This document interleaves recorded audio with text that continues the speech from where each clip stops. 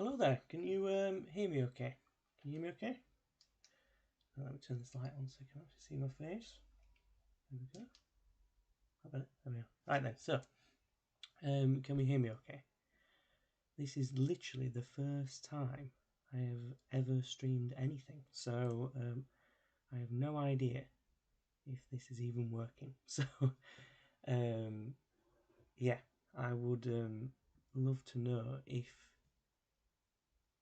it is going through.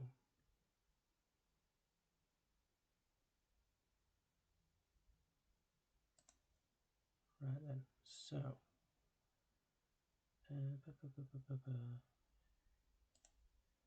seems like there's a bit of buffering.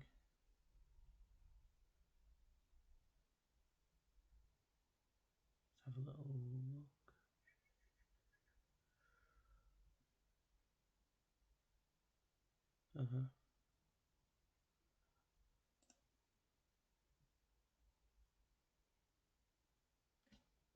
Okay, let me just have a quick check on my phone.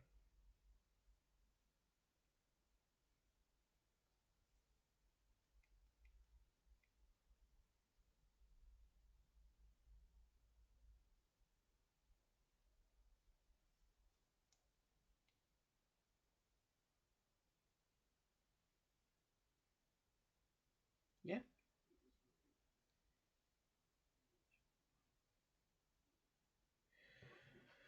Yeah, it seems to be buffering a little bit according to my phone, but hopefully people can actually understand what I'm saying. So, yeah, it does seem like there's a lot of dropped frames, but we're just going to go for it anyway. Right then. So, if you have joined this live stream, then we are going to have a go at some GCSE Further Maths questions as some last minute revision. My hope is to go for an hour, but obviously I understand that well, this stream might die because my computer is telling me that the frames are not looking good right now. So it might be that I end up having to do an alternative sort of way of doing this. So welcome those people that are watching. Hopefully you've joined for some last minute revision here of GCSE Further Maths in time for the exam tomorrow. I hope that the GCSE Maths exam today went well, and that the papers were quite nice. I haven't actually seen the papers yet, so I'd be interested to know what questions were writing. Right then, but let's get straight into today's live stream then. So what I'm using today here is the First Class Maths predicted paper. This is actually a predicted paper of kind of last year's paper, but I think some of the questions and the style of questions are actually quite common across a lot of GCSE Further Maths papers. So hopefully a lot of these questions will be very relevant for tomorrow's paper. As always, if there's a particular question or topic that you want me to cover, then please put it in the comments, and then hopefully I can look at that. So let's get straight into it then. So, by the way, this predicted paper comes from First Class Maths, so all credit goes to First Class Maths. Please check them out. They have some absolutely fantastic resources for GCSE Further Maths and GCSE Maths, and their Twitter handle is up there, and they also post some great tweets as well. So if you have Twitter, then definitely check them out. Right then, work out the distance between the points -5, 3 and 3, -2. So -5, 3 and 3, -2. Now, I would always recommend, if you get a question with coordinates and they don't give you a sketch, that you should draw a sketch. Yeah, so a quick little sketch like this. -5, 3 is going to be somewhere here, so that's going to be point A, and point B is 3, -2, so point B is somewhere down here. And then you want the distance between these 2 points. So in other words, you can make a right angled triangle. The right angle is going to go there, and the change in x, in other words, this distance here, well, that's going to be from -5 to 3, so that's going to be 8. And then the change in the y is going to go from -2 to 3, so this is 5. So we use Pythagoras' theorem, a squared plus b squared is equal to c squared. So 5 squared plus 8 squared is equal to 25 plus 64 is equal to 89. So this length here is the square root of 89. So it'd be that option there. Okay, so quite a nice sort of first question there to kind of have a go at. Okay. Next question then. So I have to keep kind of flicking back to the stream just to check it hasn't totally collapsed at this point. So, is it still holding up okay, or are we not understanding a single thing that I've been saying?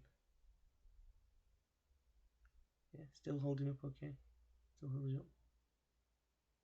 See, I feel like there's going to be a lot of lag. So when I say something, the time it'll take to get back to me is going to be quite a while.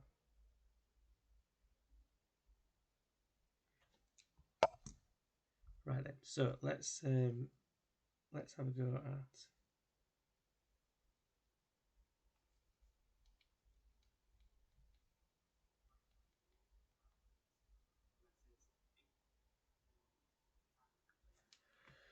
right. Let's have a go at this next question then. So rearrange 9p is equal to p is equal to m to the power 3 plus 3 over p to the power 4. Make m the subject to the formula. So we need to get rid of this divide by p to the power 4. So we multiply both sides by p to the power 4. So we get 9p to the power 5 is equal to m cubed plus 3. So subtract 3 off both sides. We get 9p to the power 5 take away 3 is equal to m cubed. And then to get m on its own, we need to cube root both sides. So the cube root of 9p to the power 5 take away 3 is equal to m. So m is equal to the cube root of 9p to the power 5 take away 3. Like that. So that would be question 2 here. By the way, if you are watching and you sort of wanted to follow on from these questions, then definitely check them out. Yes, I believe so. It is the same paper, but there is some questions later on that I've added in that are kind of from this website, but are not necessarily from that paper. But you're right, Alex. It is the sort of paper that was earlier. I just thought it was a good paper with some interesting questions on there, and I'm going to sort of expand on them, I think, a little bit as well. So this third question then, the reason why I want to highlight this third question is because I think it's quite a sort of nice-ish technique for something that's quite common at GCSE Further Maths, which is when you increase something by 20%, then if you were to multiply that number by 1.2, you would get it equal to the increased value, right? Because you have increased the value of the original one, so now it is equal to the new value. So there are several ways of doing this. Personally, I would say, okay, if I multiply this first thing by 1.2, then I would get the answer to the new the new value. So then I just need to expand these brackets. So I get 1.2t plus 1.2 times 10 is 12 is equal to t plus 19. Take away 12 from both sides, we get 1.2t is equal to t plus 7. Take away a t from both sides and you get 0.2t is equal to 7. And then how do you get rid of that 0.2? Well, you can just multiply both sides by 5. So you get t is equal to 35. Okay, so like I said, I'm not going to necessarily go through every single one of these questions, but I'm going to try and kind of highlight some key questions here. But I think the reason why I think this question is so key is because when you they always like to kind of play on this increase by a value with algebra. So being able to understand the idea that if you're increasing by 20%, you multiply that by 1.2. I have seen a decrease question as well before in a further maths test. I don't know if it was new spec or old spec, but a decrease question for percentage as well. Now, I would go through an expand and simplify question. However, I think kind of, everyone can sort of probably give expanding a go, even if they didn't have any idea. But just to kind of glance over this, you would expand the first two brackets first, or well, actually expand any two brackets you want, but I would choose the first two, and then you would take that answer and multiply it by the third bracket to expand it for the third one. Okay, again, a little bit of an expand and simplify. However, I kind of just want to dig into this one because it uses a technique that I have seen quite a bit in GCSE Further Maths. So obviously, if we expand these brackets, we multiply everything on the outside with everything on the inside. So 3 times 2ax is going to be 6ax. And then 3 times 3 is 9, so take away 9. Plus a times x is ax. A times 4 is 4a. And this is identical to, that's what that symbol means, identical to 35x plus b. Okay, let's tidy up everything that contains an x and then everything that doesn't. So here we've got 7ax and then we've got a plus 4a, take away 9 is identical to 35x plus b. Now, the reason why I wanted to kind of focus on this question in particular is because it kind of uses the idea that the only thing that contains an x on the left-hand side is this term here. And the only thing that contains an x on the right-hand side is this term here. So then you come to the realization that, well, if these are the only two things with x's in, then 7a must be equal to 35. Because how else are you going to get 35x if it's not from that 7a? So therefore, a must be equal to 5. And this is quite an interesting idea, and I actually have seen it used in a different context where they used fractions, and they were saying these fractions are equivalent. And then you came to the realization that because these algebraic fractions were equivalent, the only way you could get those x terms on that numerator was if the numerators were sort of equal to each other. So here, now that we've got a is equal to 5, well, now we can focus on the other term, because the only possible way to get a term with no x's in is if the left-hand side with no x's in is equal to it. So in this one here, 4a take away 9 must be equal to b. So 4a take away 9 is equal to b. We know what a is. A is 5, so 4 times 5 take away 9 is equal to b. 4 times 5 is 20, take away 9 is equal to b. B is 11.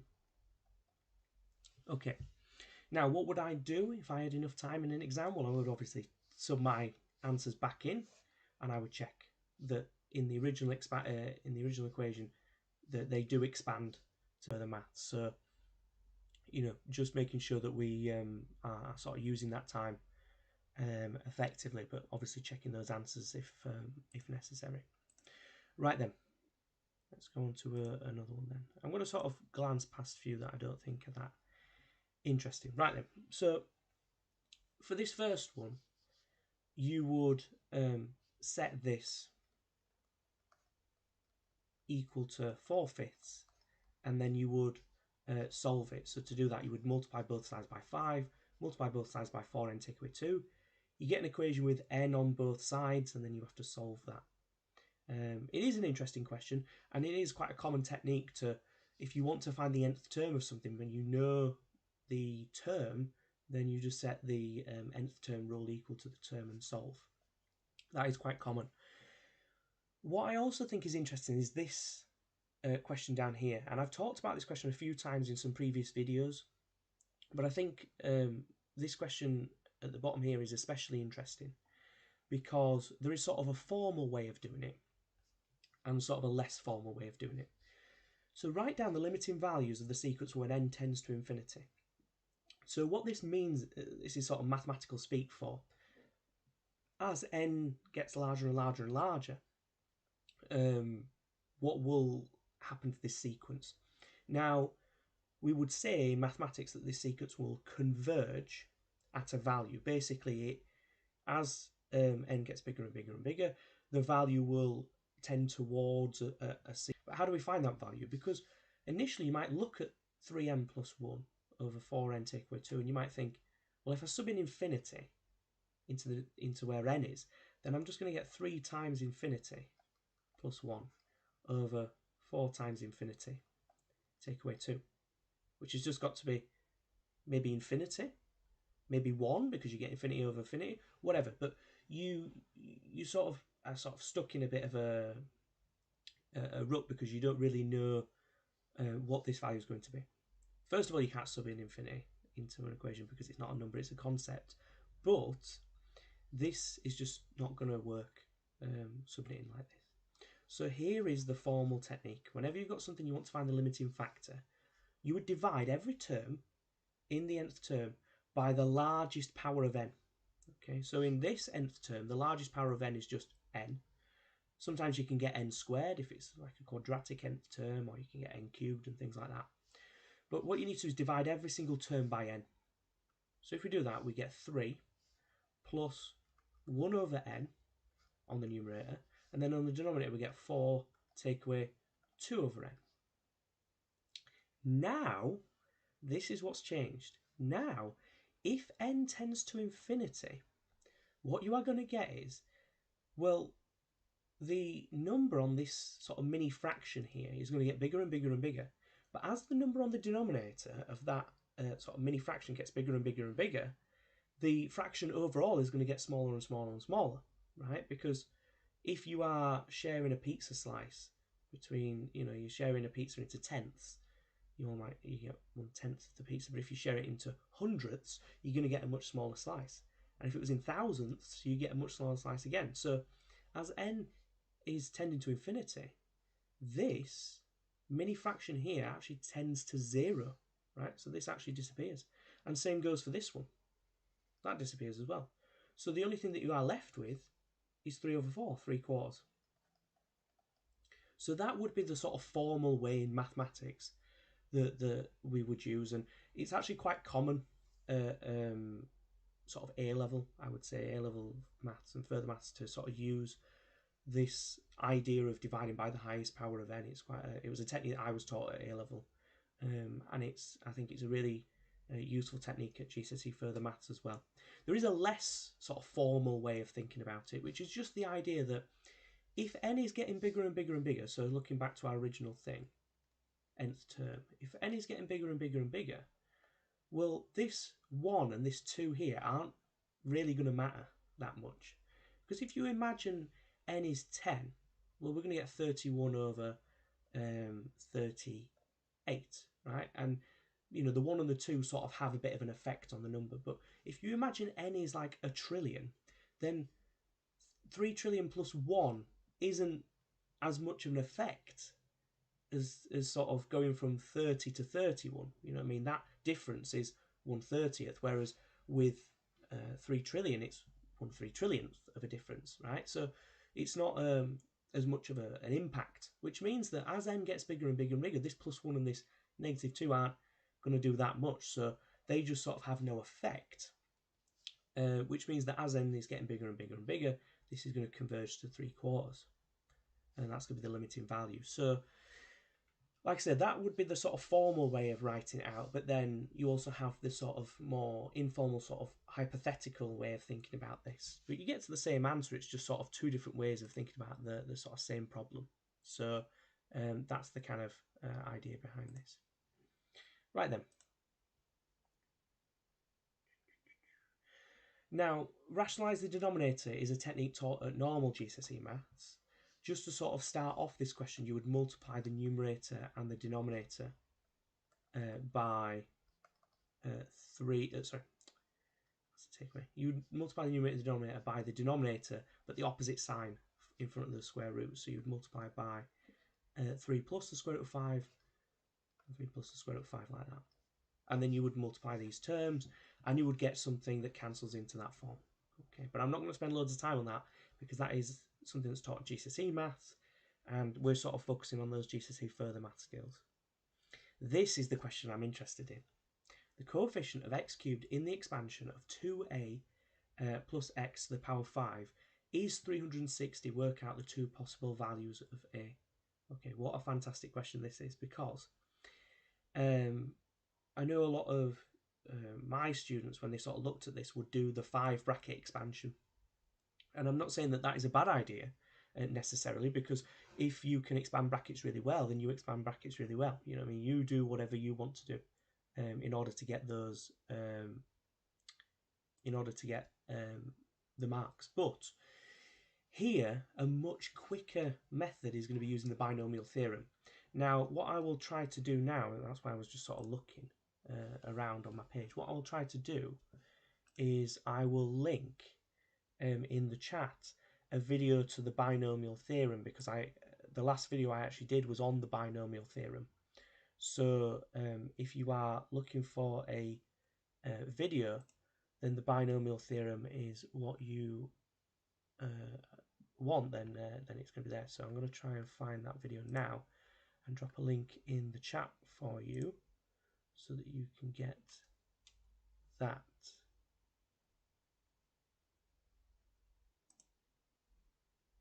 So copy that and then put it in there. So if you are looking for the link to the binomial theorem video, then I would definitely check that one out.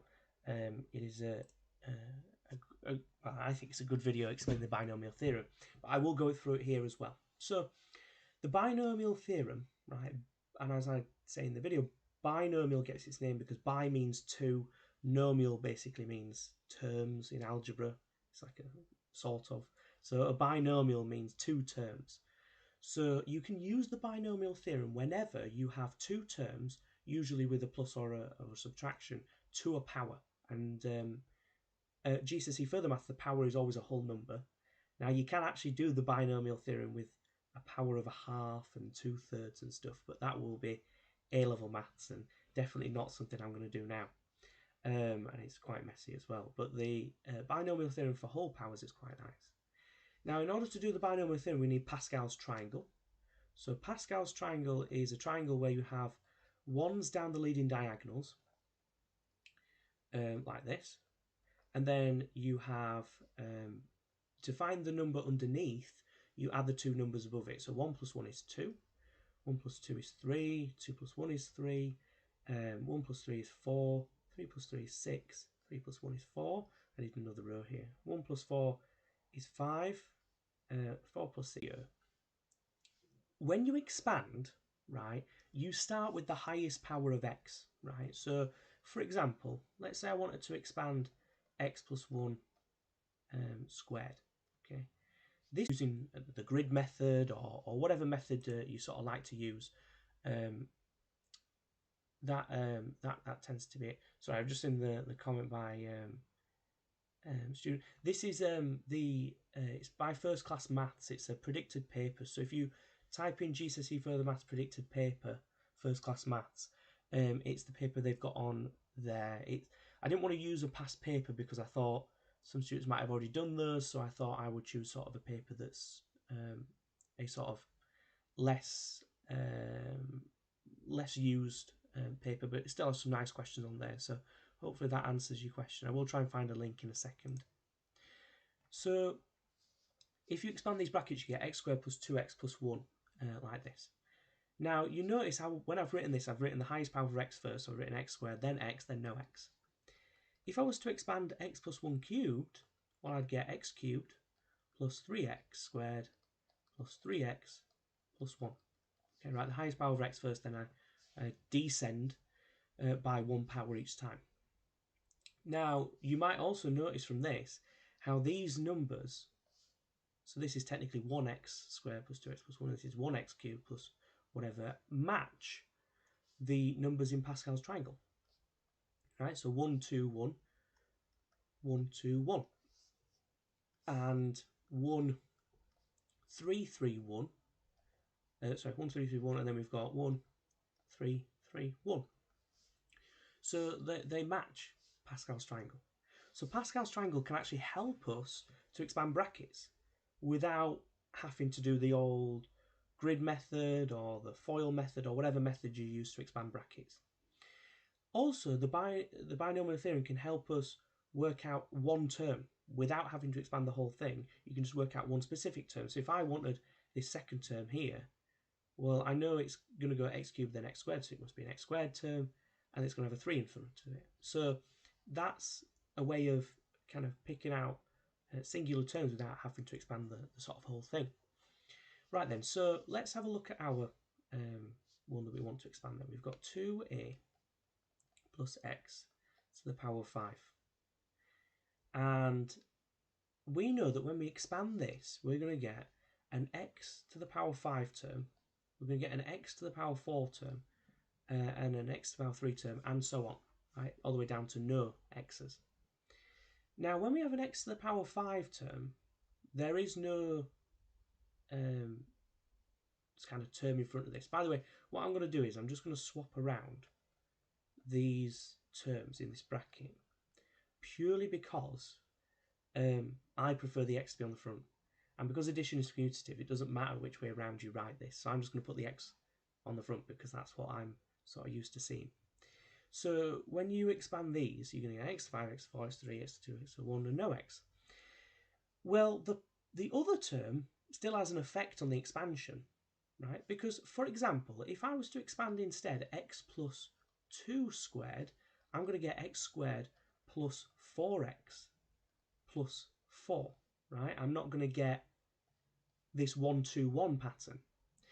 But it still is the 1, 2, 1 pattern, but in disguise. What's actually happened here instead is with the 2, it's instead of writing it as x squared plus 4x plus 4, I could instead write it as x squared plus 2 to the power 1 times x plus 2 to the power of 2. And this is x squared plus 2x plus 4. And you might say, well, Mr. Wilson, that still isn't the right answer. But you notice that to get from this to this, what do I multiply the terms by? 1, 2, 1. Multiply this first term by 1, and I get x squared. Multiply this second term by 2, and I get 4x. And multiply this last term by 1, and I get 4. So Pascal's triangle still helps us. It's just a little bit more complicated. So basically, as the powers of x decrease, the power of the other term will increase. So in other words, we're going to start off with no a's. Then we're going to have a 2a to the power 1. The reason why there's a 2a to the power 1 is because these powers, this 1 and this 4, have to add to the power of the bracket. So this 1 plus 4 is 5. So there we go. And then here we're going to have a 2a squared x cubed. Yeah, because the second squared and the cubed power, they add to make 5. So if we are just focusing on the x cubed term, that's all we care about in this question, all we care is about this x cubed term, then our x cubed term is going to be 2a squared x cubed. But that's not it, because remember earlier we had to multiply, to get the real answer, we have to multiply the term by the correct number in Pascal's triangle. So what row do we need? Well, we need the 5th row of Pascal's triangle. Now, you might be looking at this and saying, well, actually, Mr. Wilson, that is the 6th row, because I can count, because I do GCSE Further Maths. Well, actually, this top one we call the 0th row. This is the 1st row. This is the 2nd row. This is the 3rd row. This is the 4th. And so that is the 5th row. And then remember, we're going to get an x to the power 5 term, x to the power 4, x to the power 3, x to the power 2, x to the x, and then no x. So if we want the correct number for the x cubed term, it's going to be 10. Okay, so we need to multiply this by 10. Right? That's how we're going to use the sort of binomial theorem. Well, 2a all squared is 4a squared, because 2 squared is 4, a squared is a squared. So we're going to get 10 times 4a squared, x cubed is going to be our term. So times that by 10, we get 40a squared x cubed. Now, what we are told in the question is that, I mean, there's a lot of working out going on here for 3 maths, but I just wanted to give some background here. What we are told in the question is that the coefficient of this term is 360. In other words, the number in front of the x cubed term, the number in front of the x cubed is 360. So let me just scroll down a second.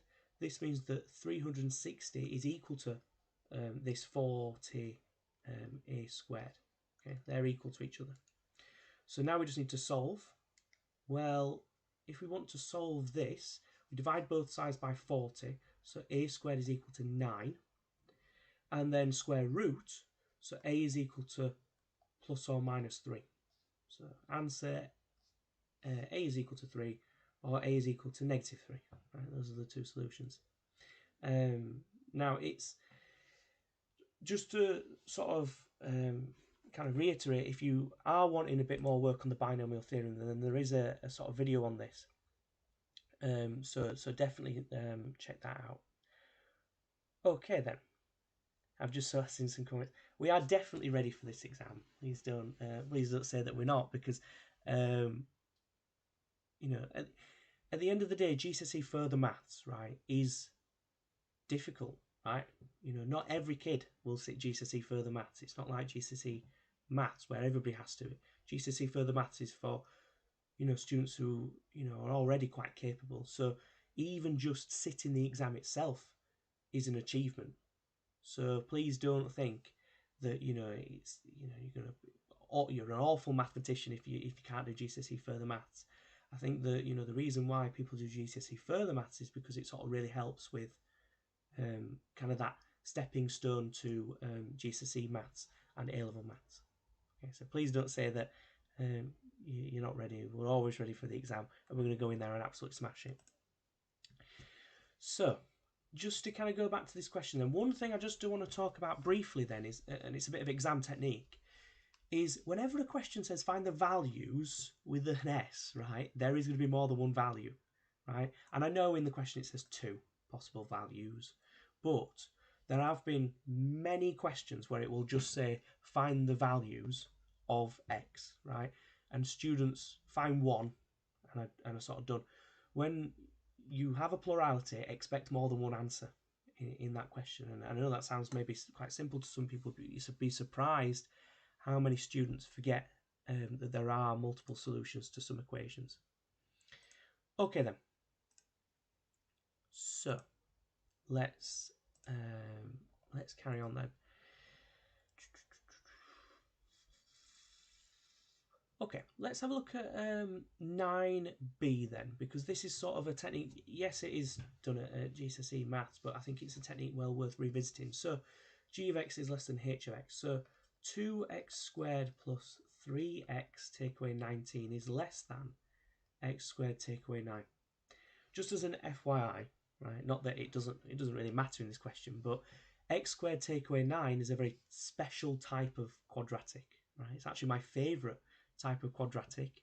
It is the difference of 2 squares, right? Because x squared is a squared term, 9 is a squared number, and the difference means to subtract them. So here, when we've got x squared take away 9, we call that the difference of 2 squares, right? And what makes this so special is that the factorisation of this is x plus 3, x minus 3, right? It has this sort of really nice change in sign pattern where you get x plus a number, x minus a number, and the difference of 2 squares, or I like to refer to it as dots, comes up a hell of a lot, and usually in disguise. Now, the reason why I say it doesn't really matter in this question is because we don't really need to factorise this in order to do this question, but there you go. You've got an extra nugget of knowledge there than you would sort of have. Sorry, I'm just looking at the comments there. If you sort of scroll back in the comments from earlier, there is a link to the video. It's actually the last video that I posted on this channel, is on the binomial theorem, and I really sort of talk in depth about what the binomial theorem is and how it works. So it should be the latest video on my channel. So if you go to the channel page and you click on that latest video, then you'll find that thing. I mean, you can watch it now or later or after this stream is done, whatever you want. So yeah, it should be on there. Right then, so let's finish off this question. I keep getting distracted. Take x from both sides, x squared, sorry, from both sides, and we get this. So let's take away 19. So you get to see all the little goofs that I make as well by when it's live. So it feels like I can't make a mistake. And then I add 9 to both sides, so I get x squared plus 3x. Take away 10 is less than 0. Then you need to factorise. The reason why we have to make it equal to 0 is because just with like any normal quadratic, right, you want it to equal 0 because then when you factorise it, you can find the solutions. So if I was to factorise this, well, it's going to be x plus 5, x take away 2. When I factorise, I always like to think of the idea that, you know, when you are factorising, you want two numbers that multiply to make 10, negative 10 in this case, but add to make 3. And in this example, so multiply to make negative 10, add to make 3. In this example, it's 5 and negative 2. So then the solutions you would get, if this was equal to 0, the solutions you would get is x is equal to negative 5, and x is equal to 2. So let's quickly draw a sketch of this quadratic then. So it's a positive x squared quadratic, so it's a U shape, and it will go through solutions of minus 5 on the x-axis and 2. So it's going to be a U shape that looks sort of like this. Now, if we want all the solutions, if we want all the values that are less than 0, then we want everything below the line. Yeah, we want all this bit here. So we want everything below the line. And if that is the case, then what x values are we going to have? Well, we're going to have all the x values between negative 5 and 2. We want the middle bit here between the two values, everything below the graph, like that. So, yeah, I've always liked quadratic inequalities. I think they're a really interesting thing, and yeah, well worth learning about, because I do think they actually come up at A level as well. Okay, I'm just sort of looking and sort of checking and see if there is some, because there's some things that are sort of exclusive to GCSE Maths, some things that are more GCSE Further Maths. A piecewise function. What a fantastic topic. So it's split up into separate parts, okay, and these separate parts, that sort of, there'll be rules that govern what each part sort of looks like, and we will have to draw a sketch of what it will look like. So here we've got f of x is equal to x brackets x take away 4 between 0 and 5, 10 take away x between. If I was to expand these brackets for this first one, I would get x squared take away 4x for this one. Now, if I sub in my value of 0, because that's my first value on my function, if I sub in the value of 0 into this, I'm going to get 0, because 0 squared take away 4 times 0 is 0. So I know that the coordinate 0, 0 must be on this function. Okay, then, if I was to sub in 5, okay, I would get, I would get 5 squared take away 5 squared take away 20, which is going to be equal to 5. So I know that the coordinate 5, 5 must also be on this function. Now, what else can I sort of deduce from this? Well, because the fact that they factorised it, that's actually quite helpful for us, because they factorised it, if we want to know the solutions of this quadratic are x is equal to 0, then the only way to get, so that means that this part of the graph must go through 4 on the x-axis, because that is a solution. Now, what I would be tempted to do as well would be, it's going to be a U shape because it's a positive x squared, but you don't know how low the graph is going to go. It's going to sort of dip below here and then come back up again to get to this value, but you don't know how far it's going to dip down. Okay, so to do that, I would sub in some other values. You know that the lowest point, by the way, is going to be at 2, because it has to be sort of halfway between 0 and 4. So the lowest value has to be at 2. So 2 squared take away 4 times 2. Well, that's going to be 4 take away 8, which is equal to negative 4. So 2 negative 4 is going to be kind of the lowest value that this graph gets to. The reason why, that I knew that the lowest point must be at 2, and you can check for yourself actually, if you sub in 1, you get 1 take away 4, which is negative 3. And if you sub in 3, you get 9 take away 12, which is also negative 3. But the reason why I knew 2 was the lowest point is because it's symmetrical. Quadratic graphs are symmetrical, so it has to be exactly halfway between the two roots. Okay then, so the next part then is saying 10 take away x. Now, if you have a negative gradient, because the x is negative, it's a negative gradient, it's going to slope downhill. Right? It's going to slope downwards. So we know it's going to start here, but by the end, it's going to be at, well, 10 take away 8, which is the last value. 10 to take away 8 is 2. So it's going to slope as a linear line, and I would definitely use a ruler for this if I had one available to me on this computer, but I would be sloping downwards 5 to 2. And then finally then, the last part is saying, well, between 8 and 10, the value is just 2. So it's actually just a straight line going across, straight horizontal line going across, just saying that y is 2, right? F of x is equal to 2, right? It doesn't go, it's not linear, it's not quadratic, it just is 2. It just goes across. And that is our piecewise function. So yeah, a lot of kind of bits going on here, a lot of kind of, it's almost like a bit of an investigation almost. You're sort of trying to deduce what these kind of questions are going at, so to speak. So yeah, that's the big thing. Good question. I actually don't. I don't know that one. Yeah, no idea where it is. I've just seen the comment. Yeah, no idea. I would assume no idea. I was going to guess, but I don't know. So there you go.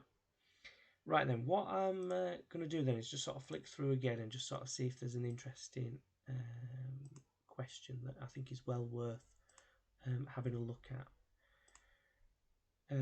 If not, I'm interested to have a look at some other questions that I've got. So what I'm going to do is I'm going to hold a pause for a second here then. I'm going to sort of turn it on to a pause screen. Feel free to get a quick drink, and then when we come back, we're going to do a few more different questions that are not on this paper, because I know a lot of my students at school have done this paper. So I'm going to change now to some other questions that are not on this paper. So I'm going to sort of mute now, go to the break screen. So if you haven't, then grab yourself a drink, take a couple of minutes break, and then we'll be back in a few minutes.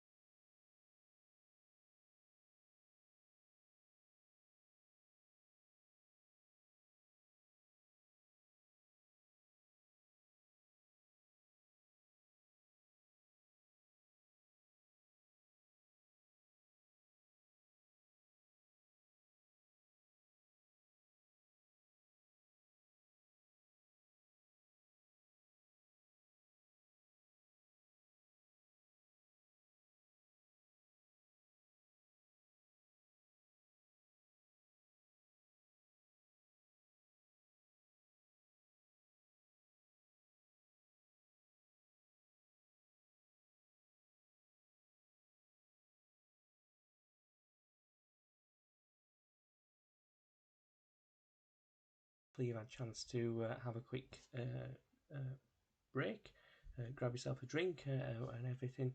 I would have tea, but I've just got a nondescript bottle of carbonated drink because they're not sponsoring me, so why would I advertise them?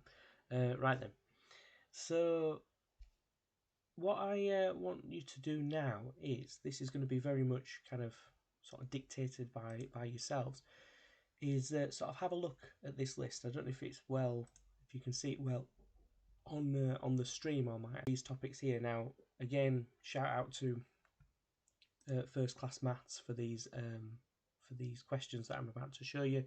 You know, all sort of questions belong to them, so please make sure you check them out as well if you want any more kind of questions and revision tips and things like that. So obviously there's going to be a little bit of stream lag here when I say this, but just have a look at these topics, and in the comments please, you know, mention a topic that you want me to cover. It's very much dictated by you, this part, so let me know any of these topics. I'm more than happy to go through. Obviously some of them are very much more calculator than non-calculator, but you know, all of them are sort of more than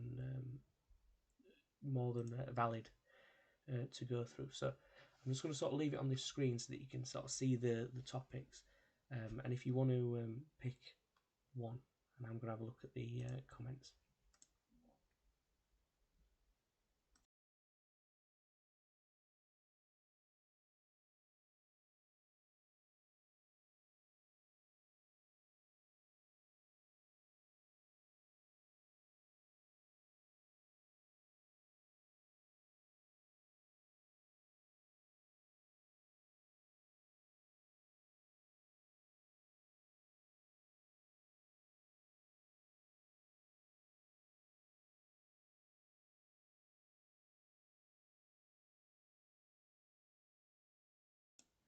Sorry, I'm just laughing because the okay, sorry, real theorem. I'm going to be gravely disappointed if I see that Ben hasn't watched my video by tomorrow on the binomial theorem. So yeah, I think it's sort of, I'm just reliving the best moments from when I used to do matrix transformations when I was studying GCSE Further Maths. So what I'm going to do is I'm just sort of going to cut to this camera shot so you get a full picture of me now. How awesome is that? Whilst I just shuffle and find these questions for matrix transformations. So it's going to be somewhere over here.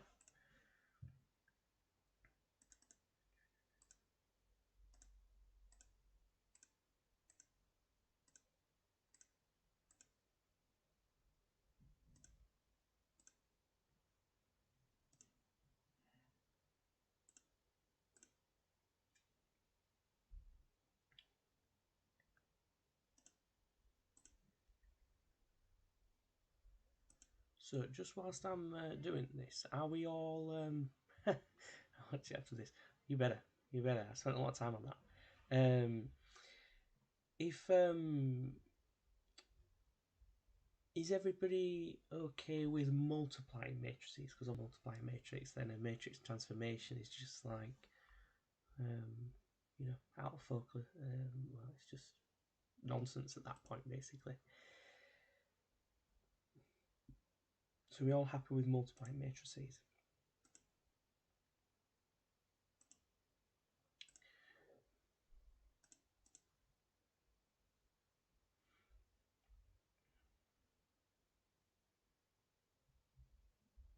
Just I mean, that is absolutely fantastic to see. Lots of revision going on there. So what I just want to refer to then, I'm probably not going to go through it in depth if people are happy with matrix multiplication, but just one thing that I want to kind of highlight is, let me just go to, see, I'm good at this streaming malarkey. So just one thing I just want to highlight, not I'm going to go through it, but is something that sort of looks like this. You know, when you're asked to multiply matrices, but they include algebra in there. I mean, quite a classic idea. Sometimes they will actually tell you what something like this would equal. So they would say, oh, this equals, you know, some matrix, you know, 1, 2, 3, 4 or something like that. So therefore, what is the value of A? So they kind of tell you what the answer is and you have to kind of work backwards. But it's the same idea, just multiply the matrices out, set it equal to that, and then solve for A. So just something that I just want to briefly mention just before we go on to some matrix transformations, that when you are multiplying matrices, expect some algebra because they love algebra in those questions. So let me go back to my face whilst I find these elusive matrix transformation questions. Okay then.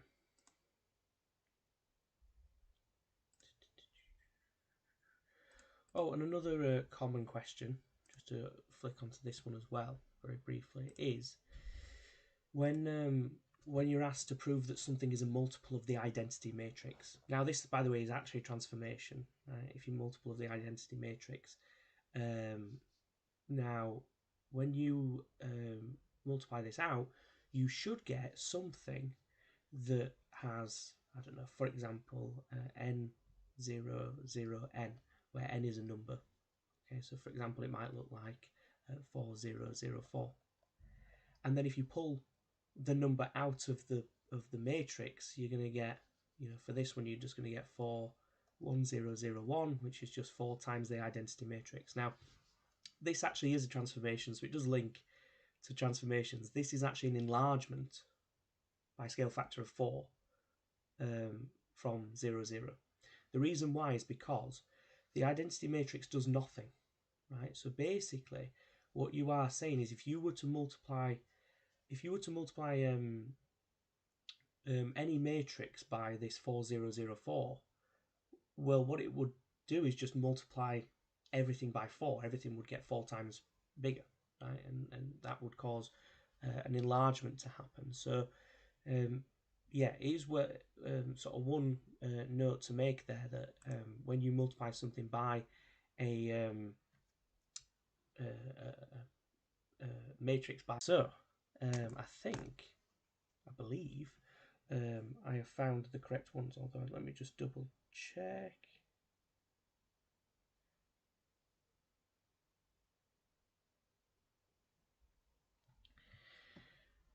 Right then, so yeah, I think this one's okay. So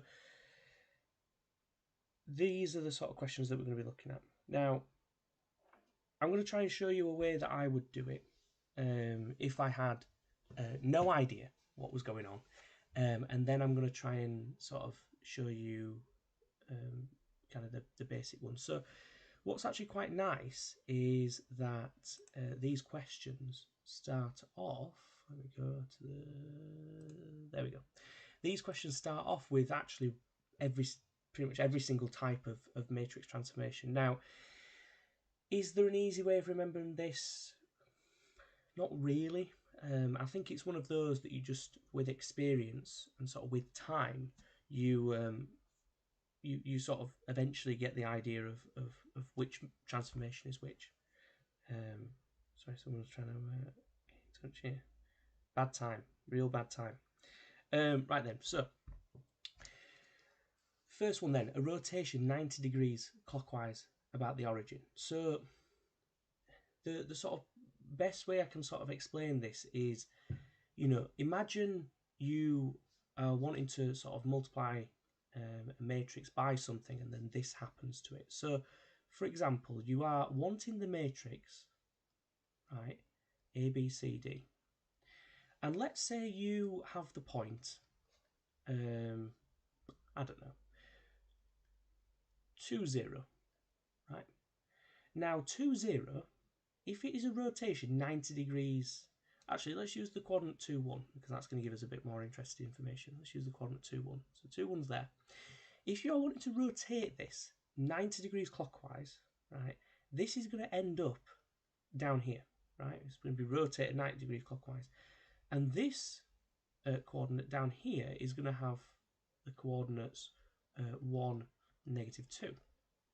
Okay, with me? So what you are basically saying, right, what you're basically saying is that when you multiply this matrix by 2, 1, you get 1, -2, right? But you want the matrix, right? So you can actually sort of work through this and form some sort of ideas of what this could be. Now, would I recommend this? Probably not. I think this is going to be quite a laborious way of doing it. So what I would just suggest is that you remember them, right? And the memory game is the sort of main thing to do here. So what is the matrix then for this? Well, if you want to rotate something 90 degrees clockwise about the origin, right, then this coordinate is going to end up here. What has basically happened is the y coordinate has become the x coordinate, right? But then the x coordinate has become the y coordinate but negative. Yeah, you with me? So what has basically happened here is you've multiplied by a matrix, you multiplied by xy, and the coordinate has gone, the x coordinate has gone from positive here to now first, then g. So here you would kind of do it kind of opposite. You go from right to left almost, and it's kind of similar in matrix transformations where you actually do the sort of innermost one first, then the outermost one. Okay, then let's get back to matrix transformations then. So hopefully as I do more of these, it'll make some kind of sense. So the next one then, when I do a reflection in the x-axis, let's pick my favourite point, 2, 1. When I reflect it in the x-axis, it's going to go like that, and it's going to go over to 2, -1. Yeah, it's going to be the same x distance, but it's flipped over to y. Now, what has happened here then? Well, I've multiplied by some matrix, A, B, C, D, the coordinate x, y, and the x coordinate has stayed the same. But the y coordinate has gone from positive to negative, so it's gone from y to -y. How am I going to get this transformation then? Well, first of all, a has to be 1, because a times x is equal to x, so a must be 1. But then b has to be 0, because there's no y in this top bit, so b has to be 0. And then here, well, there's no x in the bottom bit, so c has to be 0. But then d has to be -1, because -1 times y is -y. So that is the matrix for a reflection in the x-axis. It's 1, 0, 0, -1. Okay, so it's like I said, it's kind of using your sort of knowledge but then working backwards. Is this sort of making some kind of sense, or are people totally lost at this point? I'm just sort of looking at the comments now. I think mine is a little bit delayed on sending these comments through, but is this making some kind of sense?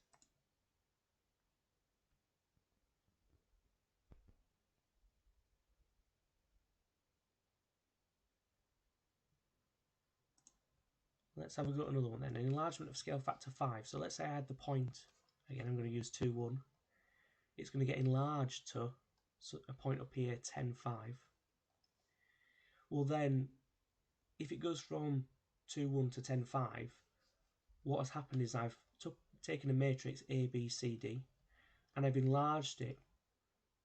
Well, I've multiplied by the coordinate x, y, and it's gone to 5x and 5y. So what has happened then? Well, A has to be 5 because 5 times x is 5x, but B has to be 0 because there's no y on the top. And then C has to be 0 because there's no x on the bottom. D times y is 5y, so D has to be 5. So it's 5, 0, 0, 5 for this one. 5, 0, 0, 5 for that one. Okay then, a rotation at 180 degrees about the origin. So my favourite coordinate 2, 1. It's gone from there. And if we were to rotate it once, twice about the origin, it would be over here, and it would be -2, -1. It's basically on the opposite sort of side when you rotate it around.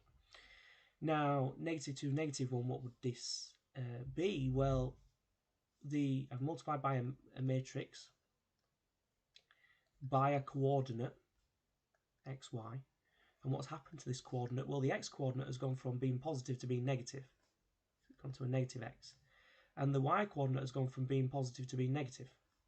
It's gone to negative y. How has this happened then? Well, a has to be negative 1 because negative 1 times x is negative x. B has to be 0 because 0 times y is, there's no y's on the top. C has to be 0 as well because we're not going to get any x's on the bottom. And D has to be negative 1. So this is the matrix negative 1, 0, 0, negative 1. Okay, like that. So that is going to be a rotation 180 degrees about the origin.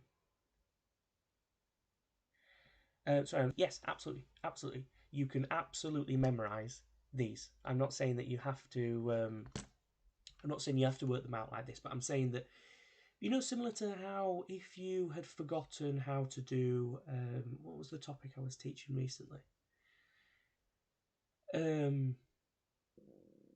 There was one topic I was teaching recently, and I distinctly remember thinking, oh, if you'd forgotten it, you could just work it out from the from like exact trig values. That was it. So in exact trig values, if you just don't know the values off the top of your head, you can still work them out. You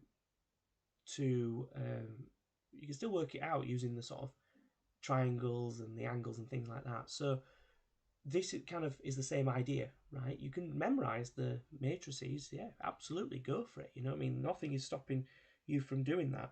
But if you don't know them, then this is the kind of way to work it out. Kind of, we would say from first principle is the way of doing it. So yeah, this is the kind of way I was taught how to do it. Right then, so let's go for the next one then, which is a reflection in the line y equals negative x. So if you take, again, the coordinate 2, 1, it never gets old, 2, 1, and you're reflecting the line y equals x, so this is the line y equals negative x, sorry.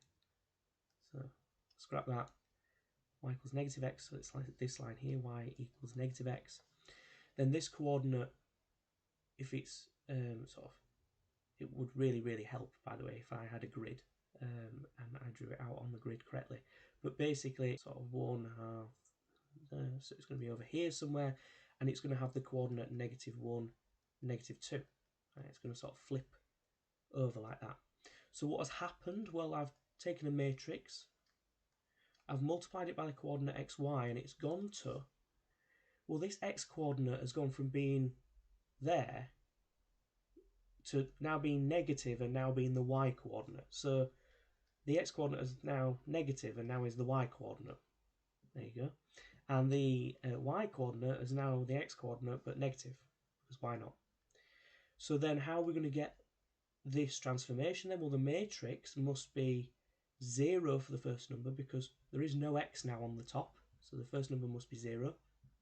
B must be negative 1 because negative 1 times y is negative y. And then on the bottom, we've got to have a negative 1 because negative 1 times x is negative x. And then d times y, well, there's no y on the bottom anymore, so it'll be 0. So this is going to be the matrix 0, negative 1, negative 1, 0. And that would be that matrix there. So, yeah, an interesting one. Definitely an interesting one on that half for that one. Okay, sorry, I'm just checking the time and making sure I'm not running over, because when I'm in this sort of screen, I can't see the thing. It's really good to hear that you know your trig values in your head. I have a degree in maths, and I still need to use the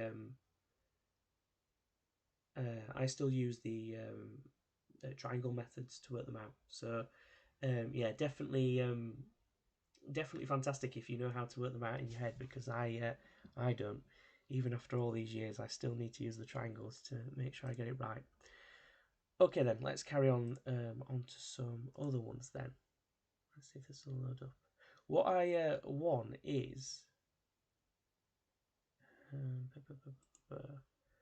a matrix followed by another matrix. I think that's going to be interesting. Yeah, no.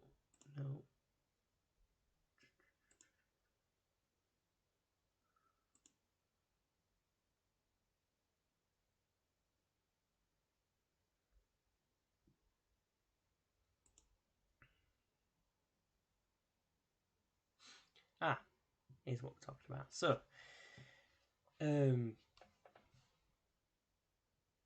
okay, this brilliant question. This one, absolutely brilliant. Sorry, I just made sure that it's what I'm looking for. Yeah, really nice question. This. So, here are three transformations in the xy plane. We've got a rotation through 90 degrees clockwise about the origin, followed by a reflection in the line y equals x, and then a transformation A is it says transformation A is followed by transformation B. So we've got A then B.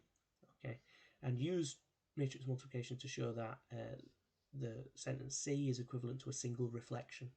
Okay, interesting. So when you, as we talked about earlier, when you do functions, right, you would always do the inner function first, then the outer function. You sort of work back to front.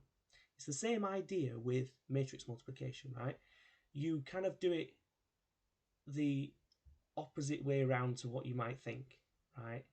So if the rotation is happening first, then that should go next to the coordinate because it's the innermost one first, then the outermost one. You'll notice I'm using x, y. I mean, technically you could actually use a coordinate, but I thought I'd keep it more generalized and just sort of use x, y here. Now, if you've forgotten what the rotation about 90 degrees about the origin is, then obviously we can just flick back and double check because it slipped my mind as well actually. Rotation 90 degrees clockwise about the origin is 0, 1, negative 1, 0. So let's go back to our question. This is going to be 0, 1, negative 1, 0.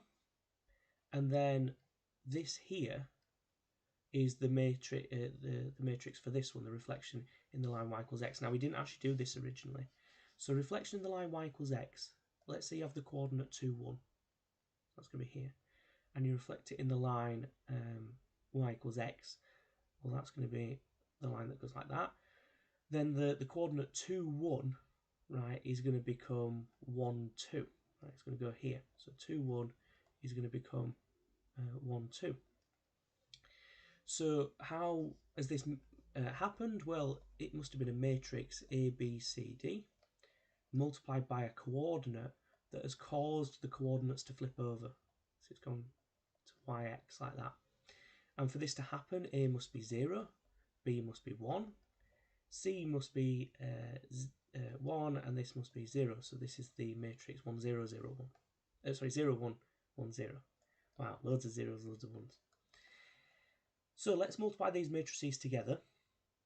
Now to multiply these matrices, my students take the mick out of me because I like to do this sort of this method where I move my left finger across and my right finger down on the matrices. So I do that one, that one. It's the method I've always taught how to do it. Anyway, you do 0 times 0 is 0, 1 times negative 1 is negative 1. This top right number is going to be 0 times 1 is 0, 1 times 0 is 0. So it's 0. Bottom left is 1 times 0, 0 times negative 1, so it could be 0. And then the last number is going to be 1 times 1 is 1, 0 times 0 is 1. So in other words, these two transformations, this one, this is A, and then B, combine to make this matrix here. Okay, so what is so special about this matrix? Well, if we actually look back, negative 1, 0, 0, negative 1, sorry, what was it? Negative 1, totally forgotten, negative 1, 0, 0, 1. Did we actually do this one? Oh no, we didn't. I thought we did. So if you multiply this by a coordinate xy, then we're going to get, well, it's going to be negative x but no y, and then there's going to be no x and then a y. So in other words, what has happened is the x coordinate, so if you've got the coordinate 2, 1, the x coordinate has gone from 2, 1, and now the x coordinate is negative, but the y coordinate stayed the same, so it's gone from 2, 1 to negative 2, 1. So it is a reflection in the y-axis, right? Because it's gone and flipped over like that. So they are absolutely right in this question, the matrix multiplication, to show that it's a single reflection. This here is a reflection in the y-axis.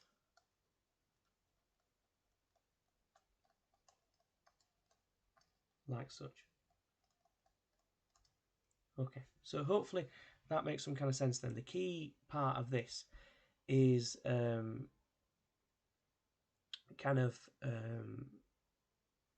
remembering the idea that, you know, the first transformation goes next to the coordinate, because technically it's exactly the same as functions where these two will transform first, then this one. So you always put it kind of in reverse order to what you might think. So just be wary of that.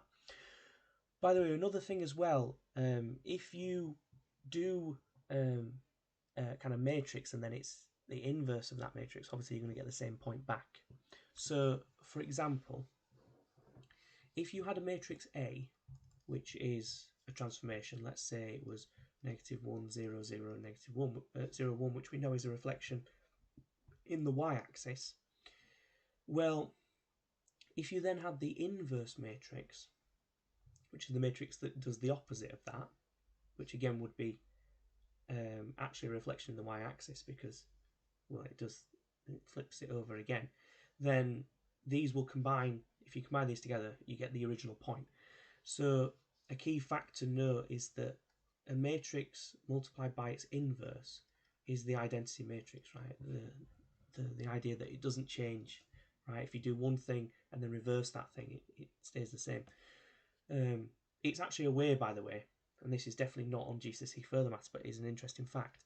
This is actually a way of finding the inverse of a matrix. So when you go on to maybe do something like a degree in maths, or you go further in studies in maths and you want to work out inverse matrices and things like that, one way of accomplishing that is to think about the idea that when you have a matrix and then it's inverse, then that becomes the identity matrix. So yeah, it's an interesting idea, definitely an interesting one. So I think we'll probably have time for one more here, and then we can probably wrap it up. So here are two transformations in the xy plane, a rotation 180 degrees clockwise about the origin, and then a reflection of the line y equals 0. Use matrix multiplication to find a single matrix that represents transformation A followed by transformation B. So remember, A followed by B, which means that if we were going to do this on a coordinate, then A would go next to it. A rotation 180 degrees about 180 degrees about the origin, right, is going to be, because I wrote it down earlier, is going to be -1, 0, and then a reflection line y equals 0. Now y equals 0 is this line here, right, that goes through 0 on the y-axis. So it is the x-axis, right? It literally is the x-axis. So I believe we've already done a reflection of the x-axis. We did it earlier. Reflection of the x-axis, 1, 0, 0, -1. So 1, 0, 0, -1 needs to go here. Then we need to multiply these matrices. So we're going to get 1 times -1 is -1. 1 times 0 is 0, and we add those together, so we get -1. 0 times -1 is 0. Sorry, I'm getting a thingy. Let's use the thing. 1 times 0 is 0. 0 times -1 is 0. 0 times -1 plus -1 times 0 is 0. And then 0 times 0 is 0. -1 times -1 is 1. So these two matrices is the same as that. Okay, well, what is the transformation? Well, first of all, it actually just says, write this matrix first. It's quite nice for 2 marks. And then it says for 1 mark, describe what this matrix is. Now, if you were ever trying to work out what transformation a matrix does, and you can't remember what this transformation is, then all I would recommend is that you multiply this by a coordinate. X plus 0y plus 0x plus y. So what's happened here then is that, well, the x coordinate, if it was the coordinate 2, 1, the x coordinate has gone from being positive to negative, but the y-coordinate has not changed. So the x-coordinate has gone from being here to being over here, negative 2, 1. And again, it's the reflection in the y-axis, because it turns out it is the same as this one, negative 1, 0, 0, 1. So it is a reflection in the y-axis, like such. So there we go. Okay, then what I will do then is I will just sort of take a pause there and just ask triple simultaneous equation. Yes, definitely triple simultaneous equations. Let me see if I can find one maybe just to wrap up with. So I'm going to cut back to my wonderful face again for this, and let's see if I can just find some triple simultaneous equations, because I think that's a fantastic shout. So let's see if I can search through these questions in time, and that'll probably wrap us up then.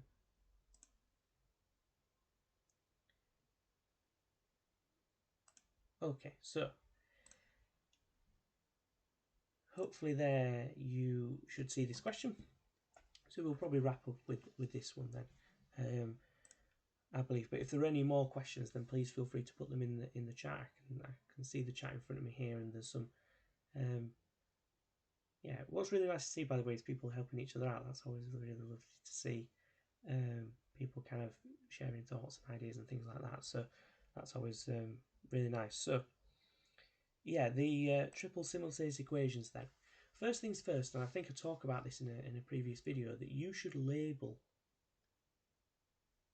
these equations 1, 2, and 3. Why? Well, when the examiner is marking this, they don't want to be sort of sifting through, pages and pages of working out to find your answer, right? They should clearly see where the working out is and where the answer comes from, especially when it says you must show your working. Presentation and setting out our work is of the utmost importance.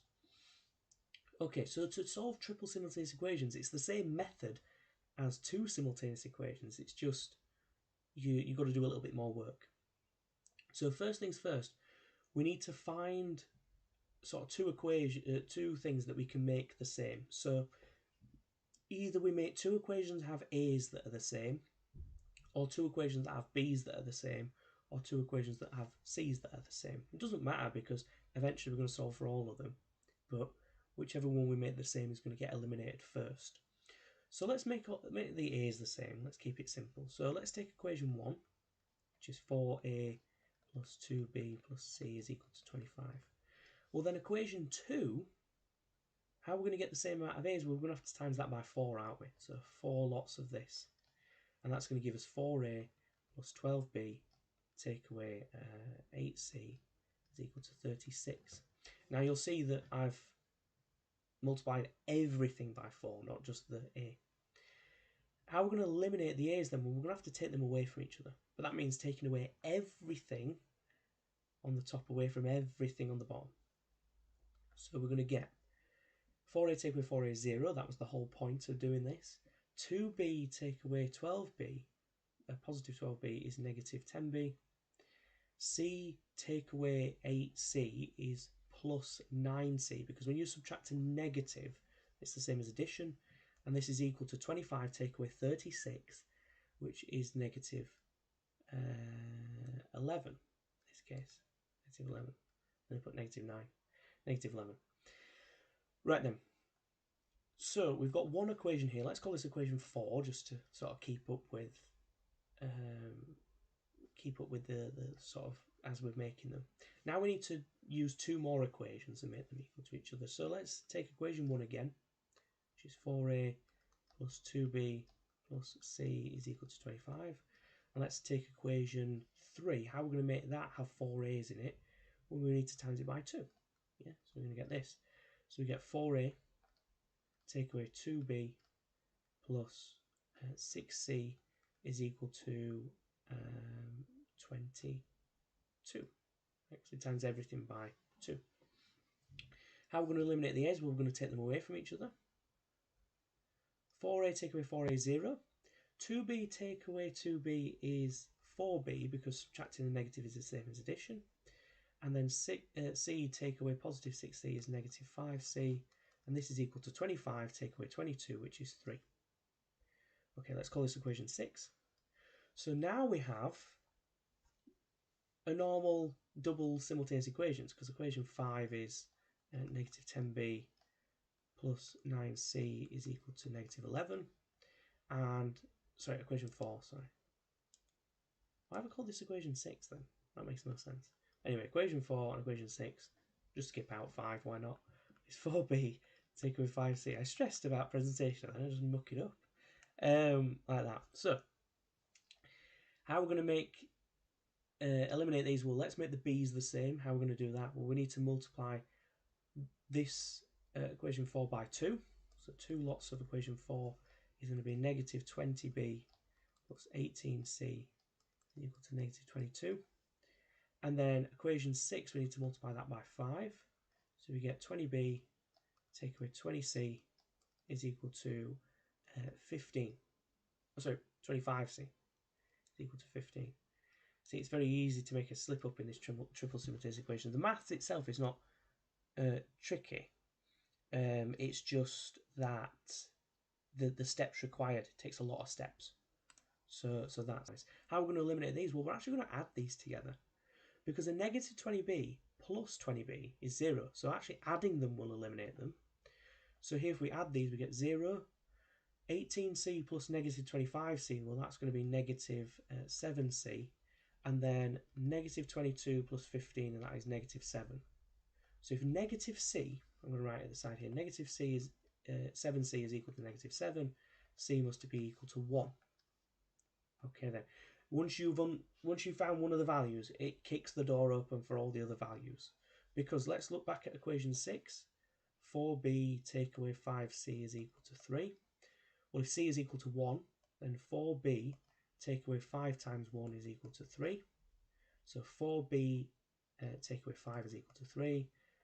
4b is equal to 8. b is equal to 2. Again, found another answer. And then we need to turn back to one of the original equations to work out the value of a. Now I'm going to pick the first one just because it's the first one. So 4a plus 2 lots of b, well, b is 2, so 2 times 2, plus c, which is 1, is equal to 25. So 4a plus 4 plus 1 is equal to 25. 4a plus 5 is equal to 25. 4a is equal to 20. A is equal to 5. And we are done. So a is 5, b is 2, and c is 1. Now then, whenever you have a triple simultaneous equation, it is sort of vitally important that you check those answers, right? Because it is very easy in sort of triple simultaneous equations to get 3 solutions you're happy with and not have checked them in some other equations. So if we just very quickly check, in this second equation, we've got a plus 3b take away 2c is equal to 9. Well, a is 5. So 5 plus 6 take away 2. Well, 5 plus 6 is 11, take away 2, that is 9. And it tells us it's equal to 9. So just a quick check, sub in your answer into another equation just to make sure you've got those solutions is vitally important. So I hope the person who asked for triple simultaneous equations, does that make much sense? So hopefully that was a pretty good somewhere where I discussed an exam question on triple simultaneous equations. Do you do quadruple simultaneous equations at A level? No, I believe at A level, I could be totally wrong here, but I believe at A level, for the non-calc, they might actually do simultaneous equations. But if it was on a calculator paper, the A level calculator actually does it for you. It solves simultaneous equations for you. So I remember in my degree, this is a bit of a story time now. I remember in my degree when we had to kind of redo simultaneous equations when they were a bit more tricky than normal. But it was a non-calculator thing. So we basically got these calculators at A-level that could do it for you, that could solve simultaneous equations for you, and then they basically were like, no, you can't use those for this degree level exam. It's not the same everywhere because the degree content is determined by the university. It's not determined by an exam board. So the universities can set whatever they want. But I remember just thinking, wow, I've got this amazing calculator that will do it for me, and yet you're not allowing me to use it. I've got to sort of go back to basic principles there and sort of do it all over again.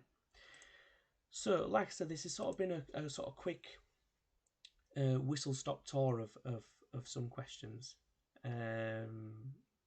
Hopefully, maybe we feel a bit more confident about the A-level GCSE Further Maths exam.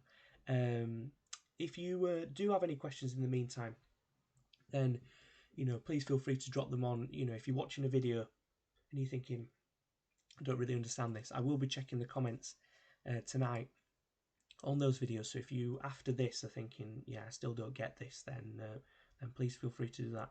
But I will wrap it up here just because I am aware that you need to make sure we get some sleep. Remember the basics. Make sure we get something to eat tomorrow morning. Ready for that exam. Students perform better when they have eaten breakfast. So please make sure you get something. Please don't be revising all night. Please try not to worry. I know it's easy for me to say because I and probably your teachers have their qualifications. But we have all worn the t-shirt. We've all done it. So we know how difficult it is. And I recently, one of my friends said to me, if you had to go back and redo all your GCSEs, how many would you pass? And I think I'd probably only pass maybe maths and science. So, I think I don't envy any student doing their GCSEs because you have to know so many different subjects at quite a high level. So, it's almost a credit to yourself that you're doing this now and watching this live stream, because it shows that you care and really want to try. So yeah, definitely make sure we're doing the basics, and also remember the basics in maths as well. It is a non-calculator, so make sure we're writing all that working out down. The working out is probably one of the most important things. I've just got to my face now. One of the most important things, so make sure we're writing that working out down. Make sure that if it's a show that question, like I just said about the working out, but make sure it's presented in a logical way, right? They've already told you what the answer is. There's going to be no marks for the answer. Make sure that if you do have time, and like I said, time is scarce in GCSE Further Maths, but if you do have time,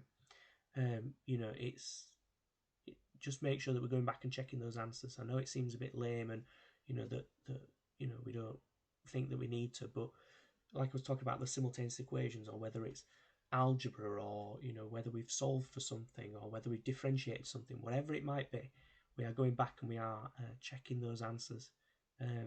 Even if it's just a tiny little thing at the end of the question, just to make sure we haven't made any silly errors. And also just on another note as well, make sure we're not that basic technique. Make sure we're not loitering on those questions that are really getting to us. So if you have got to a question you're definitely struggling on it and you're not getting through it, then move on and come back to that question later. Because with GCSE Further Maths, yes, it is very challenging, which means that there will be some questions which do take more time. So do the questions that maybe are a little bit easier to you first, then come back to those later. Like I said in the comments, matrix transformations tend to be a fan favourite. So if you got to a matrix transformation question, you don't understand it, then come back to it later. Yeah, don't loiter on that question. Right then, so I think I'm gonna wrap it up there. Again, like I said, I'm gonna check the comments later and see if there's anybody still wanting any questions answering. But apart from that, I will wish you all the luck for tomorrow's exam. I do hope it goes well. I am keen to check out the paper as soon as possible and see what is on there. Although I would never be releasing the paper straight after, so please don't expect a video on the paper, because there won't be one, because obviously I won't be allowed to do that just after the exam. So yeah, I will wrap it up here. can I just point out that this is my first live stream and I've never done a live stream before, so I think it's gone marginally successful. And if you think so too, then please let me know. If it has, I'm just there's going to be a delay, so I'm just waiting for the comments to come through. Yes, no, brilliant. Right then, thank you. So I will wrap it up there then, and I will hopefully do another one before the paper 2. We'll check it out anyway. So I will see you next time.